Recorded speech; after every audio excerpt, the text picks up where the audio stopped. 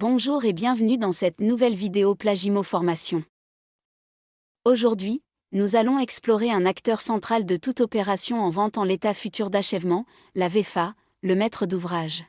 C'est lui qui donne vie au projet, en fixe les grandes orientations et en assume la responsabilité globale.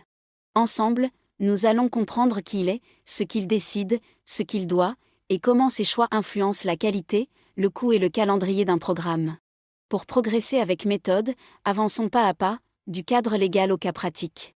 Pour démarrer, posons une définition sans ambiguïté. Le maître d'ouvrage est la personne pour le compte de laquelle les travaux sont exécutés. C'est l'initiateur, celui qui exprime les besoins, fixe le budget, choisit les concepteurs, retient les entreprises et, à la fin, réceptionne les travaux. En VFA, cette fonction est incarnée par le vendeur-promoteur. C'est lui qui s'engage à édifier l'immeuble et à le livrer conforme au contrat. Autrement dit, même si l'acquéreur finance et prendra possession du logement, il n'est pas maître d'ouvrage tant que la réception n'a pas été prononcée. Gardons cette idée en tête et voyons sur quoi elle s'appuie. Poursuivons en éclairant le fondement juridique. 2 repères guident notre lecture. D'abord, l'article 1601-3 du Code civil, qui confirme que le vendeur conserve les pouvoirs du maître d'ouvrage jusqu'à la réception. Ensuite, l'article R. 261-7 du Code de la construction et de l'habitation, qui précise son initiative et sa responsabilité jusqu'à l'achèvement. Concrètement, le promoteur choisit l'architecte et les bureaux d'études, passe les marchés avec les entreprises, suit le chantier, prononce la réception et organise la levée des réserves. Même en cas d'entrée anticipée dans les lieux, la qualité de maître d'ouvrage ne se transfère pas à l'acquéreur. Un point essentiel, à garder à l'esprit, pour éviter toute confusion de rôle. Maintenant que le cadre est posé, regardons les pouvoirs concrets du maître d'ouvrage. Ils sont étendus, car ils déterminent le programme, sélectionnent les intervenants, ordonnent les paiements au fil des situations de travaux, valident les choix techniques, réceptionnent les ouvrages et consignent les réserves. Pour autant, ces pouvoirs sont encadrés. Il doit respecter les termes du contrat, les normes en vigueur, les délais convenus et les budgets approuvés. On peut le voir comme un chef d'orchestre, il donne le tempo, pilote les solistes et garantit l'harmonie. Mais sous contrôle de la partition juridique. Passons à une distinction essentielle pour éviter les malentendus sur le terrain. Le maître d'ouvrage n'est pas le maître d'œuvre. Le premier est le donneur d'ordre et supporte la responsabilité globale de l'opération, le second, souvent l'architecte, conçoit, coordonne techniquement et surveille l'exécution. Leurs responsabilités ne se confondent pas. Si la conception est défaillante, le maître d'œuvre peut être tenu pour fautif. Si la gouvernance générale est mal assurée, le maître d'ouvrage répond de ses choix. Cette répartition précise limite les zones grises et aide à attribuer les responsabilités au bon niveau. Entrons maintenant dans le cœur des responsabilités. Être maître d'ouvrage est une charge, pas un privilège. Il doit livrer un immeuble conforme au descriptif, respecter les délais, veiller au respect des normes et assumer les conséquences d'un pilotage défaillant. Les risques sont pluriels, contractuels vis-à-vis de l'acquéreur en cas de retard ou de non-conformité, civils en cas de dommages causés, et pénaux en cas d'infraction à la réglementation. En filigrane, plus l'organisation amont est rigoureuse, plus le risque contentieux diminue. Poursuivons par les obligations financières, car elles structurent la sécurité du projet. Le maître d'ouvrage doit obtenir une garantie d'achèvement, le plus souvent extrinsèque, émise par une banque ou un assureur, et respecter l'échelonnement légal des appels de fonds dans le domaine protégé. Versement corrélé à des jalons objectifs comme les fondations, la mise hors d'eau, l'achèvement, puis la livraison. Ce principe « je ne paie que ce qui est construit » évite à l'acquéreur d'avancer au-delà de la valeur réalisée. En parallèle, chaque appel doit correspondre à une étape réellement atteinte et être justifié par des attestations appropriées. Cette rigueur financière protège à la fois le promoteur, l'acquéreur et les partenaires du projet. Après l'argent, parlons des relations. Le maître d'ouvrage évolue au centre d'un réseau d'acteurs souvent aux intérêts divergents. Notaire pour la régularité juridique, banque pour le financement, collectivité pour les autorisations, entreprise pour l'exécution, bureau d'études pour la conception, et bien sûr acquéreurs qui attendent information, transparence et livraison. L'alignement de ces parties prenantes repose sur une communication structurée, calendrier partagé, compte-rendu régulier, arbitrage documenté. Plus la chaîne d'information est claire, moins il y a de friction. À présent, ancrons ces principes dans la pratique avec un premier cas concret. Un couple acquiert un T3 en VFA et souhaite déplacer une cloison non porteuse. Juridiquement, il ne peut pas imposer cette modification directement aux entreprises, car il n'est pas maître d'ouvrage. Il doit passer par le promoteur, qui arbitrera avec le maître d'œuvre sur la faisabilité technique, le coût, le délai, et l'impact sur la conformité. Cette règle peut sembler contraignante, mais elle évite les dérives de chantier et les ordres contradictoires. Restons dans le concret avec un deuxième cas, côté investisseurs institutionnels. Un organisme HLM achète en bloc 30 logements dans un programme. Malgré son poids économique, il ne devient pas maître d'ouvrage, il reste acquéreur jusqu'à la réception. Il peut négocier des aménagements contractuels, demander des variantes ou des options, mais la responsabilité de l'opération choix des entreprises, suivi, réception demeure entre les mains du promoteur. Cette répartition des rôles sécurise la gouvernance centrale du chantier.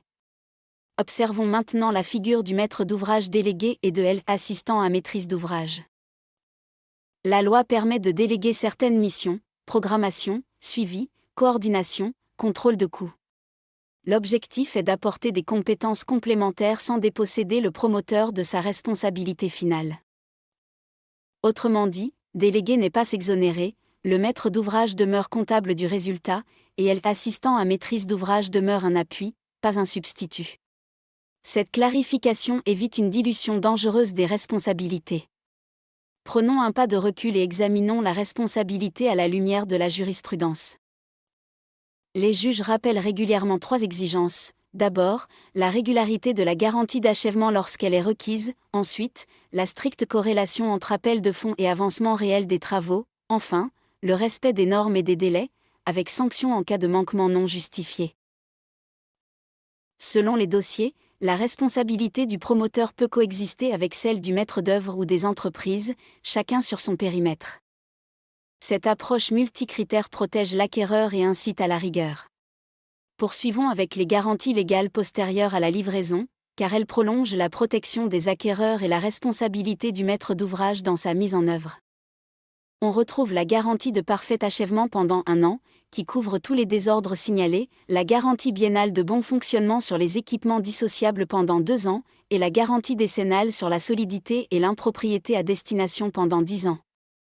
Le maître d'ouvrage, en tant que pilote de l'opération, orchestre la réception, constate les réserves, et veille au déclenchement des assurances appropriées si nécessaire. Ce continuum garantit la qualité dans la durée. Ouvrons maintenant un chapitre sur les enjeux contemporains qui redessinent le métier. La transition écologique impose une trajectoire exigeante, respect de la réglementation environnementale 2020, réduction de l'empreinte carbone, amélioration de la performance énergétique, attention portée aux matériaux et à la gestion de l'eau. En parallèle, la digitalisation, qu'il s'agisse de la maquette numérique, de la modélisation des informations du bâtiment, du carnet numérique du logement ou encore des plateformes de suivi, constitue aujourd'hui un levier majeur de transparence et d'efficacité. Le maître d'ouvrage d'aujourd'hui n'est plus seulement un coordonnateur, c'est aussi un intégrateur environnemental et digital. Pour bien piloter au quotidien, il suffit d'adopter une checklist claire et utile. D'abord, l'acte doit décrire précisément le bien, ses caractéristiques, ses performances attendues et les annexes promises. Ensuite, le planning doit être lisible et opposable, avec le dispositif de pénalité prévu en cas de retard. Vient ensuite la garantie d'achèvement, qui doit être clairement identifiée, sa nature, son émetteur, et son périmètre de couverture, y compris pour les parties communes. Les appels de fonds doivent aussi être rattachés à des jalons objectivement vérifiables, accompagnés des pièces justificatives nécessaires. Enfin, il faut bien distinguer la réception des travaux de la livraison à l'acquéreur. Car cette frontière déclenche des régimes de garantie différents. Avec ces 5 réflexes simples, la majorité des litiges se préviennent en amont. Revenons à la relation avec l'acquéreur, car elle conditionne la confiance. Un bon maître d'ouvrage informe régulièrement, newsletter de chantier, point d'étape, photos, explication des jalons, anticipation des contraintes. Cette transparence réduit l'anxiété, limite les interprétations et favorise l'acceptation d'aléas maîtrisés. À l'inverse, le silence nourrit les suspicions et complique les réceptions. La pédagogie n'est pas une option, c'est un investissement qui se traduit en sérénité au moment de la remise des clés. Abordons maintenant les conséquences en cas de manquement, pour mesurer l'ampleur des enjeux. Le retard injustifié expose à des pénalités et à des dommages-intérêts, la non-conformité majeure peut mener à des remises en état coûteuses, la perception de fonds sans jalon atteint peut être sanctionnée, l'absence de garantie d'achèvement, lorsqu'elle est due, fragilise l'acte et peut engager de lourdes responsabilités. Plus globalement, chaque défaillance du pilote entraîne un coût technique, financier et réputationnel. D'où l'intérêt de procédures internes solides et de contrôles croisés. Pour mieux mesurer l'impact de petites négligences, examinons un exemple typique de contentieux. Un promoteur tarde à lever des réserves considérées comme mineures, alignement de huisserie, réglage de ventilation, finition de joint. Les juges rappellent que la conformité est totale ou ne l'est pas. Si les réserves ne sont pas levées dans un délai raisonnable, l'acheteur peut obtenir une indemnisation, voire la consignation d'une partie du prix. Ce cas montre que la qualité d'exécution jusqu'au dernier détail fait partie intégrante des obligations du maître d'ouvrage.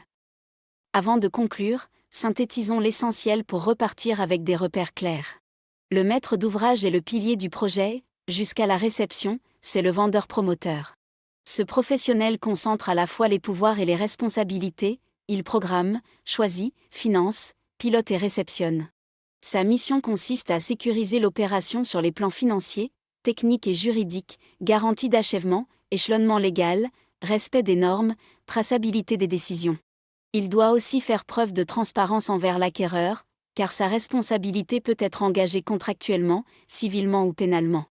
Enfin, son rôle se prolonge après la livraison, à travers la bonne mise en œuvre des garanties légales post-travaux. Merci d'avoir suivi cette vidéo Plagimo Formation consacrée au rôle du maître d'ouvrage dans une opération de VEFA. Dans la prochaine vidéo, nous verrons en détail le processus de réalisation d'une VEFA, étape par étape, depuis le projet initial jusqu'à la livraison finale. Abonnez-vous dès maintenant à la chaîne Plagimo pour suivre l'ensemble du programme, et retrouvez en description nos supports pédagogiques ainsi que l'accès à la formation complète. Remplissez notre formulaire de contact pour découvrir nos programmes VEFA en cours. Plus de 200 résidences neuves. Partout en France métropolitaine. Scannez-moi. Et rejoignez l'univers Plagimo.